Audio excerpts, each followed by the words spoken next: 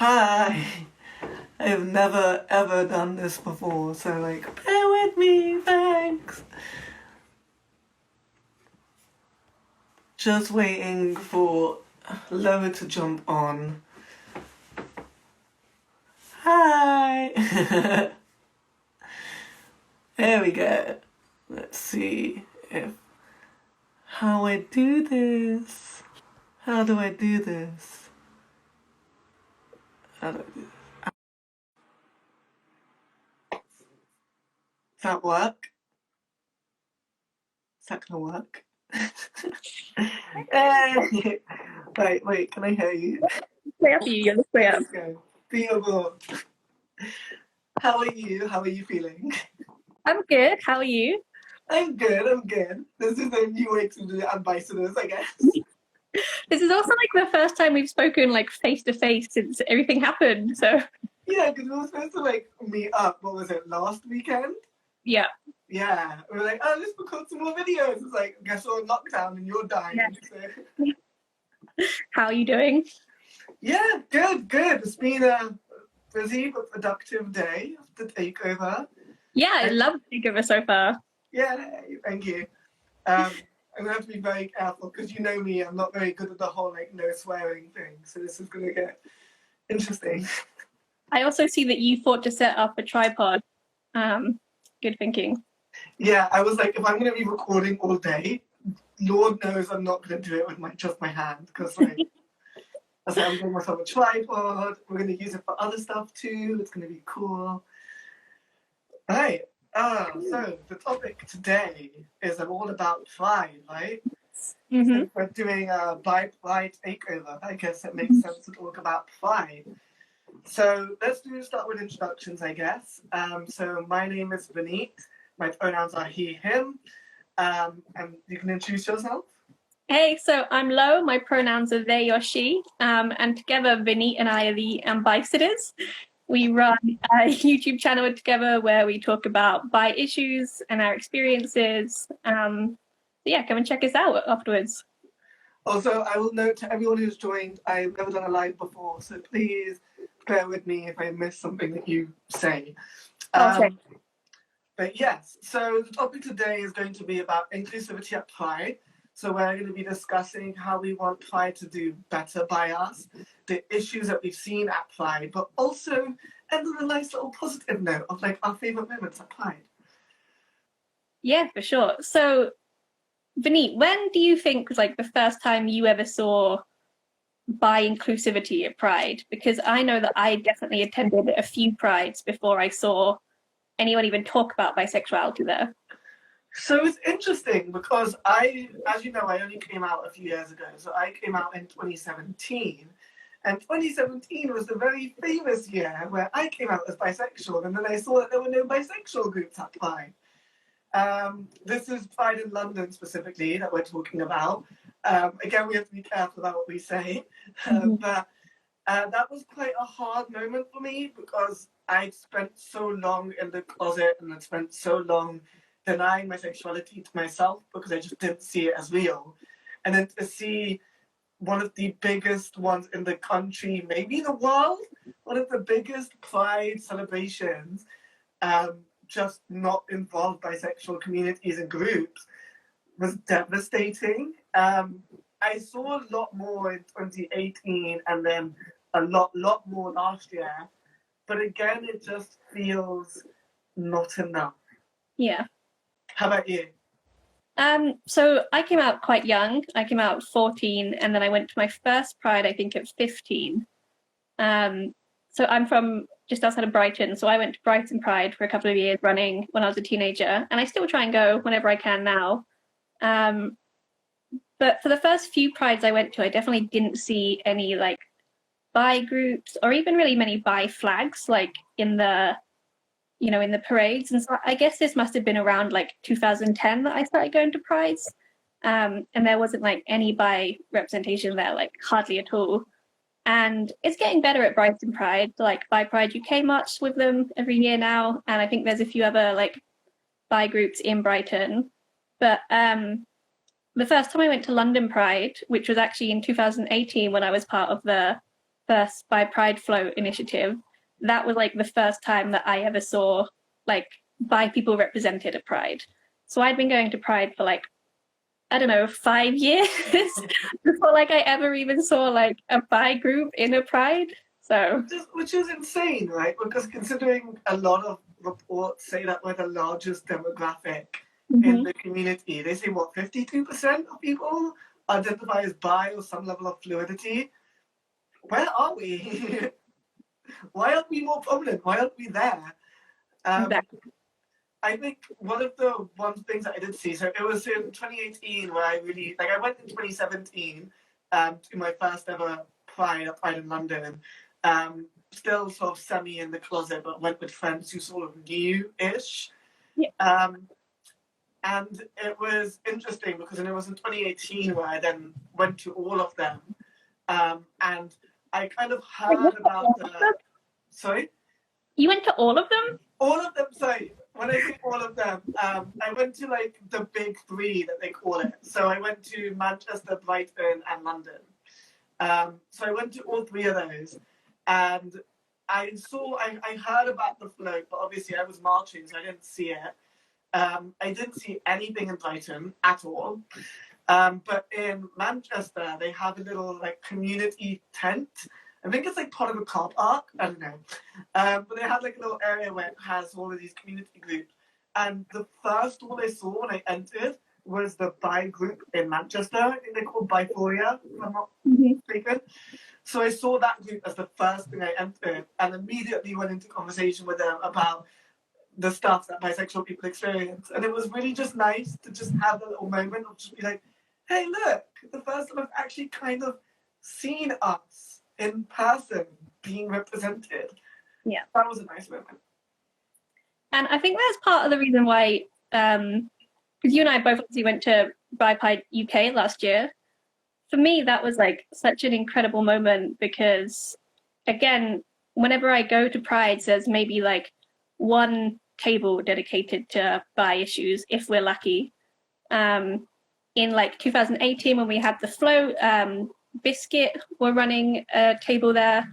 And apart from that, I don't think anyone else was. So to go to like Bi Pride UK last year and to have like a whole room full of all these different bi organizations that had come together under one roof, that was such a incredible experience because I'd never like seen that many bi organizations in one. I think one of my favorite moments about being at Bi Pride as well, and I think it was, I want to say it was my friend Christina that said it, but I could be wrong. But it was a moment where someone was like, I can just look across this room and just think, I could have any of these people. And that just cracked me up because it's so true. Like, it's so often you're in LGBT plus spaces and you don't know whether the people are bi. You don't know how they'll react to bi people because we know that there's a stigma of bisexuality and there's biphobia within our own community. So to be in that space and just be like, I have the potential to be with any of these people and I can hit on any of them. And they can't say a single thing. If anything, they'll probably just be like, I'm also bi. Maybe they won't be interested, but like, they're not going to hit me with abuse. They're not going to say stuff to me. And if they do, then hey, they should be removed because they should know the space they're in. Really. Free for all. Yeah. So what have your experiences been at Pride events? Have you experienced any sort of negativity at Have you experienced any negativity at Pride events for being bi? So, I'm very lucky in that I've only once experienced like biphobia at Pride. I did actually experience homophobia the first time I went to Pride, which was very strange. So I was walking, if you know Brighton, you know that there's like a giant hill leading back up to the station. So I was walking up that hill back to the station kind of at the end of the day because I was too young to drink. So I couldn't even go to like the party, which is why you go to Brighton Pride. So we were like walking back up the hill towards the station and like everyone around us was drunk. And this guy who was like peeing against a skip, like yelled the D slur at me. And I was like, how? Like, where do you think you are and what day do you think it is? You're in Brighton anyway. I think that harks back to some of the stuff that we've spoken to before, where you do get the odd sort of straight people who like to invade our space and treat Pride as nothing but a party. Yeah. And I think part of that is also the way Pride treats Pride as well, because we are seeing more and more that Pride events are focusing a lot more on their party aspect rather than using Pride as a way to trigger conversations about the issues in our community and to try and provide some sort of level of safety and networking. It's just like, Manchester Pride has gone to the point where it's like a £70 3-day festival where they have Ariana Grande. And I'm like, I get it, but it also kind of defeats the point just a little bit. Yeah, I agree. Again, this was like the first time I went to Pride, so it would have been like 2010. So, a good 10 years ago now. That's crazy. So things have moved on quite a lot since then.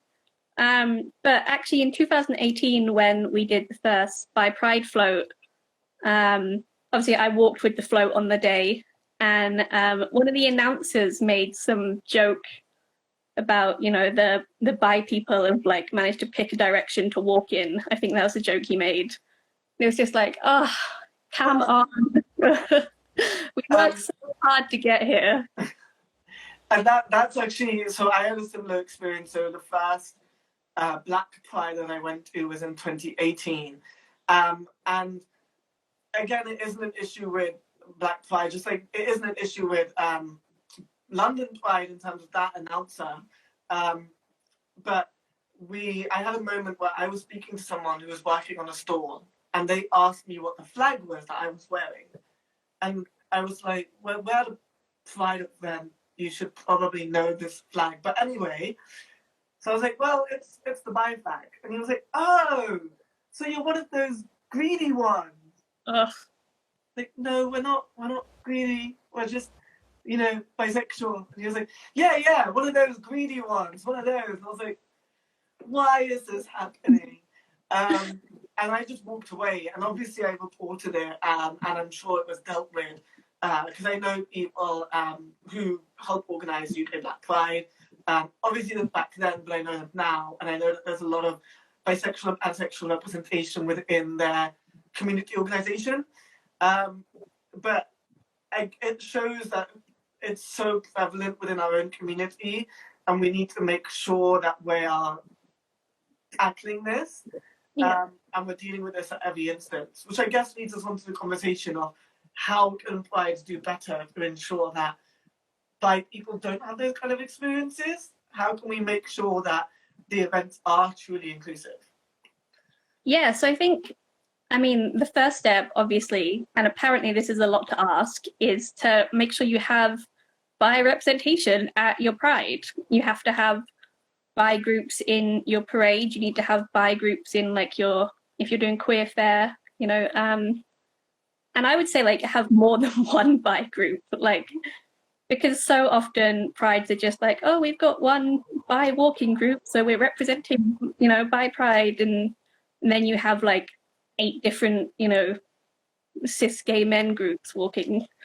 And then 200 corporates, which is another conversation that we will have in a different video about pushing. But PlayStation and Xbox, both have a float, and then there's one group of 50 bi people, and they're calling it bi representation.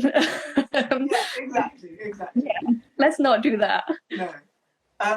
But yeah, it's also, like I said, with UK Black Pride, they have multiple bi people within the organisation itself to make sure that bi people's voices are heard. And I think that's a really important thing to have as well, is that if you're having your organisation built around Pride, your organisation should include bi people. And it shouldn't just be including bi people for the bi role, where you have a bi community officer.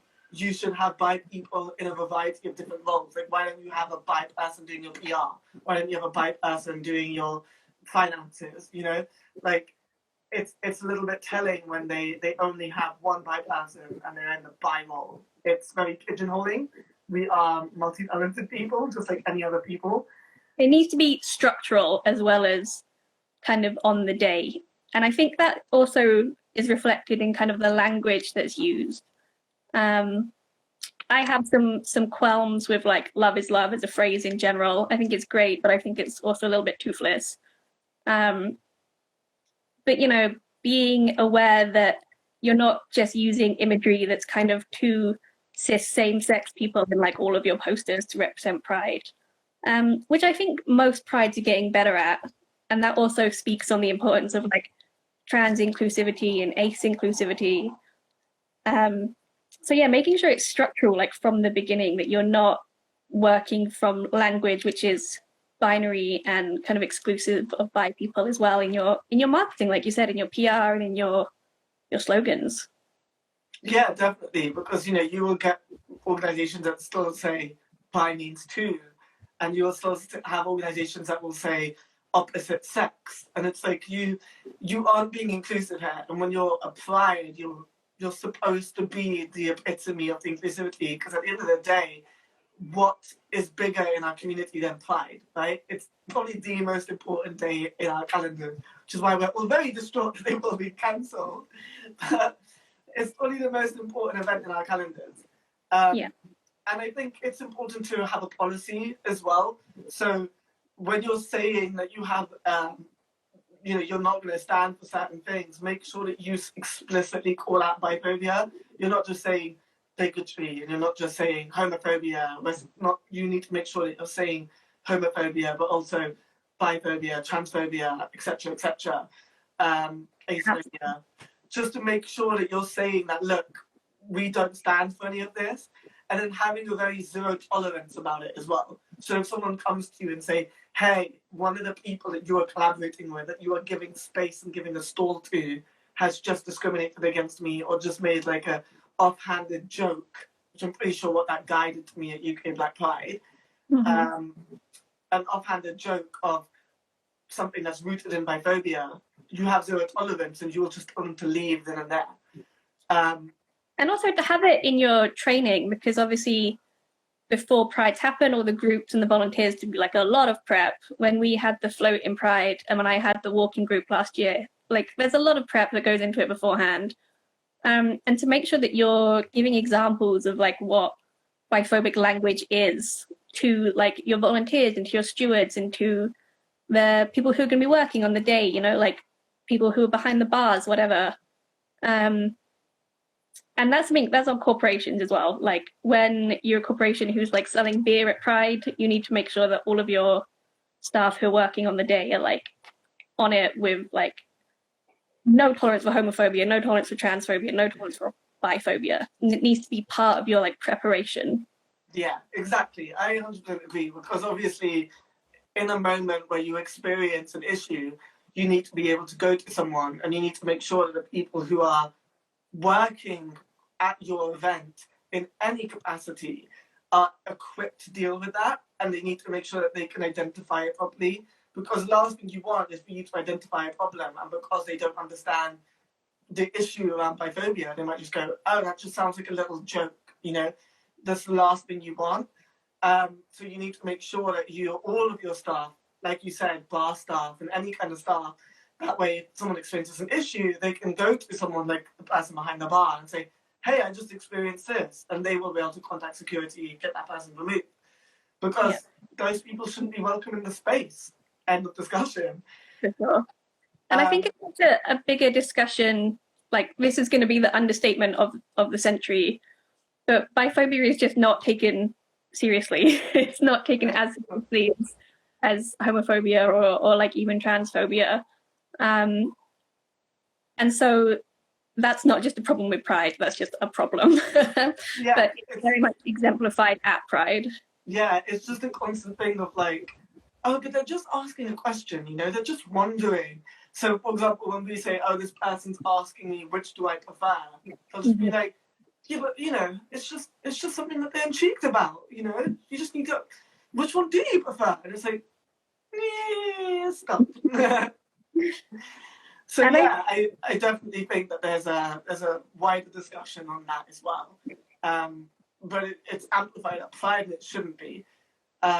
So we need to make sure that that's tackled. And I think making that a prerequisite as well. So, you have a lot of these stewards, but you need to make sure that you have safety officers and you have these people who are very clearly signposted and very like distributed in such a way that there's always one nearby, so that you know that if you're ever going to experience an issue, you can turn and you will immediately see someone who can help you. Because I think so often you won't see that, right? Like, especially when you're marching down Pride in London, if you have an issue, who are you going to go speak to? If there's someone in the crowd who just decides to chuck something at you, who are you going to speak to, right? Yeah. So I think we need to make sure that safety is built in to prides, which I don't think it always is. Yeah. And that's a big thing about accessibility of prides in general, in that I think a lot of prides have a long way to go to make the marches and just the event in general like more accessible to people with accessibility issues. Yeah, exactly. I think I did something which I'd never seen before, which was the sensory room. And I think that was an incredible idea, because so often you wouldn't see anything for LGBT plus people who are autistic or neurodivergent. And I think it was really important to have that kind of space where people could enjoy Pride, but yet go somewhere when they felt worn out or experience their own level of Pride, really. You can have your own Pride within that little room. And that room was kitted out so nicely, a little bit on the small side, but then I guess it was their first event. So hopefully that will grow with the next one. And BiFest also do something similar in that they have a craft room at every BiFest, which is kind of like a quiet space, which is always really nice. I've done like a stitch by stitch workshop there for the last couple of years. So I think something like a quiet room or like a sensory room or space or tent or whatever would be like a really great thing to see at more prides. Yeah, 100%. So is there anything else we want to talk about? Or do we want to talk about our favourite moments at Pride? Yes, let's talk about our favourite Pride moments. Okay, do you want to start? Sure. So in very typical bi fashion, I don't just have one, I have two. So for me, my all-time favorite Pride moment, I think, was in 2018 when we did the first bi float at London Pride. So it's me and a group of like 10 or so other volunteers, including like Libby Baxter Williams and Marcus Morgan and like several other people. And it was really hard. Like the 6 months leading up to it were so stressful. And then we had like a shoestring budget, we fundraised everything. And this is also just a general Pride problem, but like it's so easy for corporations to just throw money at these floats at Pride in general. And it's so hard for community groups to like scrape together the funds to do it, like especially because as we've talked about in previous AmBIssadors videos, bi community initiatives are so underfunded. We receive so little funding. So when you get to like Pride and you want to have a float or you want to have a walking group and it's like £250 just to enter, like a lot of bi groups don't have a spare £250 to throw at that. And like a float is like a grand minimum to put together, like at minimum. Like how many community groups do you know that have just like a grand laying around? Like no, none of them. I think this goes back to the thing that we were talking about last time, where it's us just passing around the same £10 note back and forth until eventually like someone dies and then they're left with the £10 note. But exactly. It's just us passing around the same money within our own community to help fundraise ourselves. And I guess when we talk about pinkwashing at Pride, we can talk about this more, but that's exactly what I want to see. I want to see more corporates not just putting together their own float, but putting money into a community and marching with a community.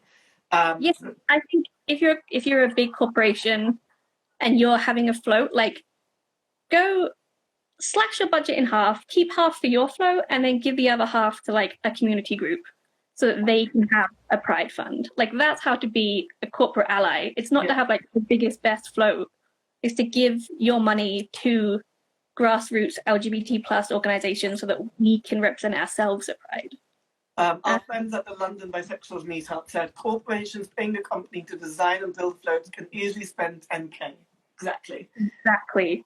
So I think in the end, when we did the Bi Pride float, I think we spent 4k, which took us about 6 months to fundraise and was like still a shoestring budget for like hiring the truck, getting the materials.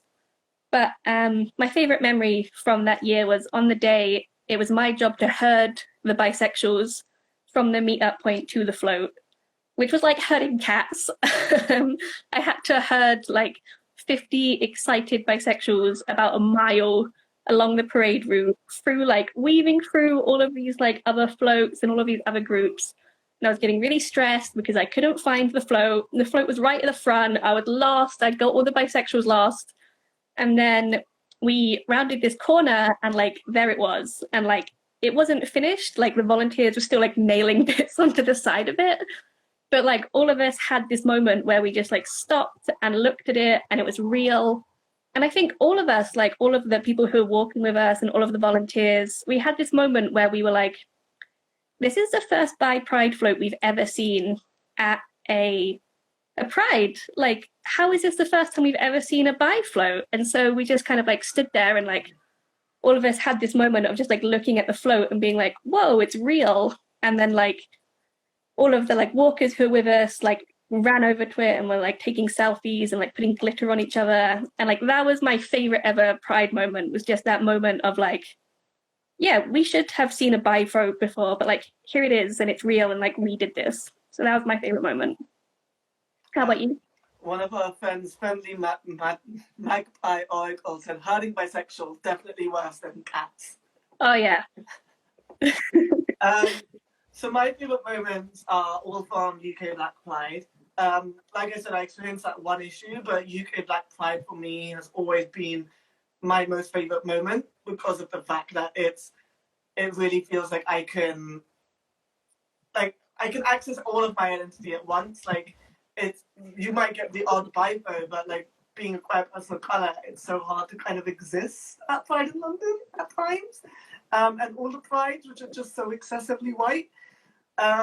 So one of my favorite moments, a couple from 2018, was where I was wearing my bi flag and a girl came up to me and tapped me on the shoulder and was like, "Are you wearing a bi flag?" And I said, "Yeah." And she's like, "Me too, bi five." And we high five. I was like, "This is beautiful." But I also went to a store at UK Black Pride, and they were giving out little bi cards. I got a little bi card and I wrote my name on it. And then 3 of my friends also handed me a bi card. I was like, "I got this for you." And I was like, "I have so many bi cards. Look at me." Oh, that's so cute. One of my other favorite moments was in 2019. I was doing recording with the group that I volunteer for, Rainbow Films. And because I was doing filming, I got access all areas. So I was going back behind the stage. I sat right at the front for M&EK. I met Amber Hikes, who made the More Colour More Pride flag. It was just really fun. It was just like, I was like at the end of the day, everyone was being sent out, but just before they were, I was like standing on the stage helping interview Josh Rivers, who volunteers for UK Black Pride. And I was just like, I'm king of the world. I'm on the main stage at UK Black Pride, just watching all of these amazing people. So cool. So those were like one of my favorite moments have definitely been from, apart from Bi Pride, which we've already spoken about. UK Black Pride has definitely delivered so many great moments for me.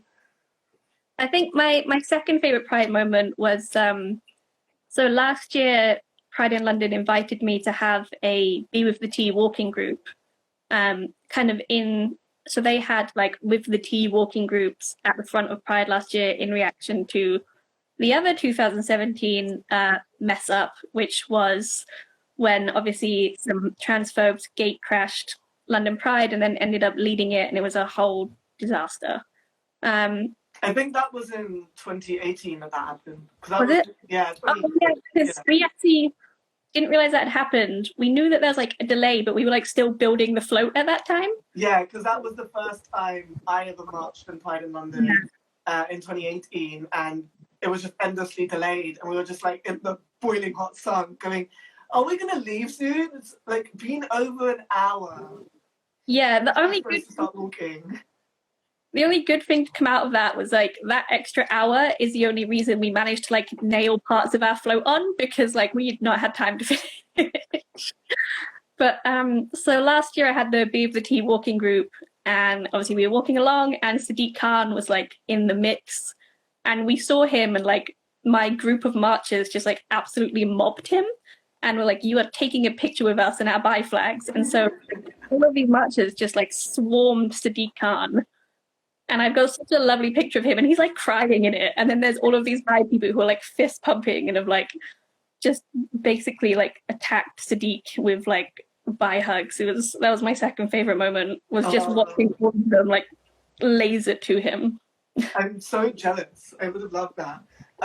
Really just fun. checking the comments. So my friend Joseph said, I think it's safe to say it's not a case of resources, i.e. where is the money for that coming from, and other forms of bad faith rhetoric we've heard in response to requests we make, but will. Mm-hmm. Yeah, so that's true. Yeah, so it's not a case of where, yeah.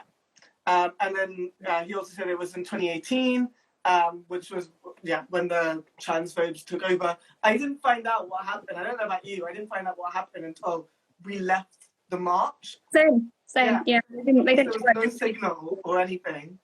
And we left the march, and then suddenly we were all on our phones. It's like, yeah, so there were transphobes at the front. And we're just like, well, they were in. Let's go do something, I guess. Yeah, that was really hard, because obviously we had this, like, we've been working towards this float for months, and then it happened and it was real, and we had this like huge, elation of a high of like, yay, we did it. And then 10 minutes later we find out like what had happened, and that like our trans siblings had been made to feel like so unsafe and unwelcome at an event that is like for them.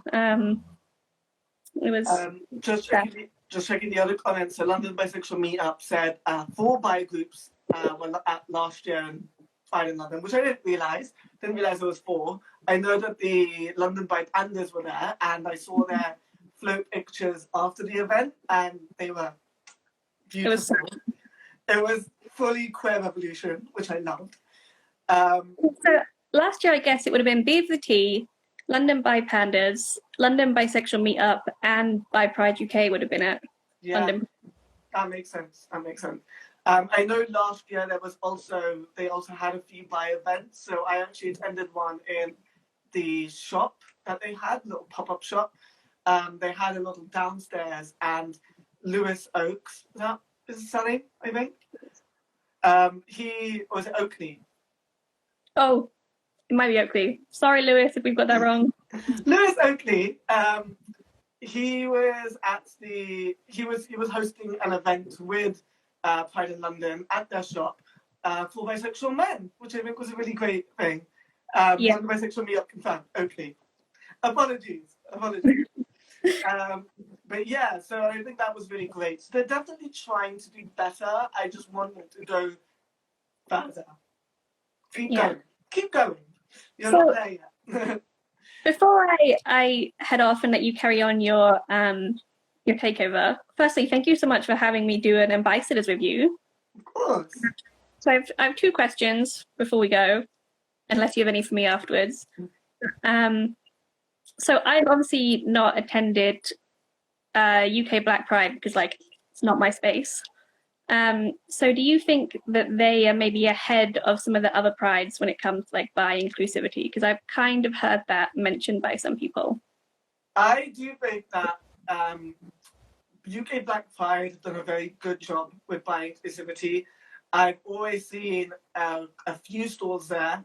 They definitely have conversations around bisexuality. They have a lot of bi-pan people included within their own organization, so they make sure that their messaging is on point. They have bis of color there, which I think is really important because we need that intersectional conversation as well.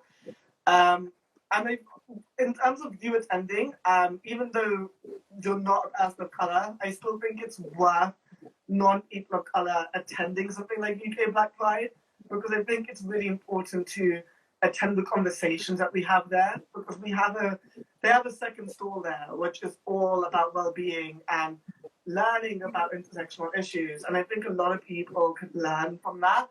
not only in terms of Pride events having that kind of thing at their own event, but just people attending that and learning from those conversations that are being had. It's just, yeah, you need to make sure that you need to be aware that this isn't the space made for you.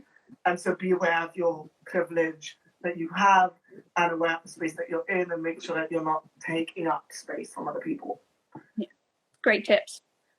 Which I think Bi Pride UK did quite well at their last, I don't know if you agree, at their last event, because they had like a panel on Bis of Colour, which, were you on that panel? I was on that one.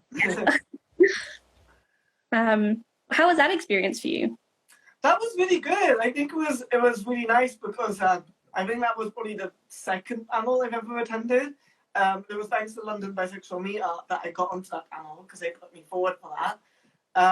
But it was really great to have that conversation and just be part of it. And I think it was really great to see that there was such a big turnout to that conversation as well, because, you know, when you have these kind of conversations, you always think that some people won't come up or people will have an issue with it, but I think everything was taken really well. I think there was even a point where someone asked a question and then someone else actually called them out.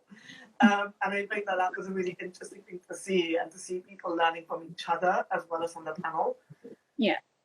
And I think it was good because I saw that they had people of color throughout as well. Like I said, like we also often get pigeonholed, and the last thing we want to see is just Bi people of color are only on the Bi people of color panel.